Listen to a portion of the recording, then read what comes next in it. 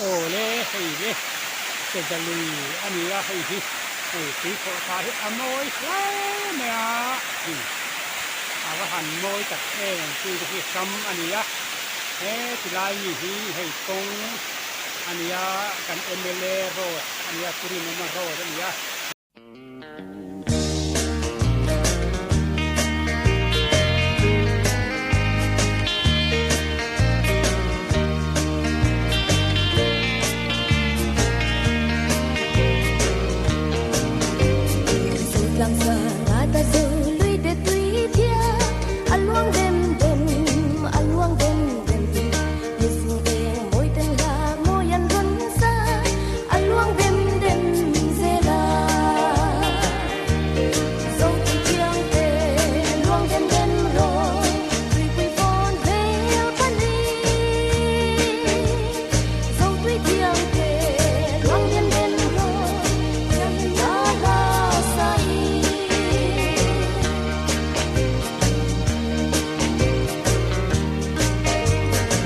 Luang ze in na lo zong zol ze la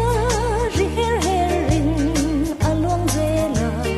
akal ba piang a mal so ma khen chi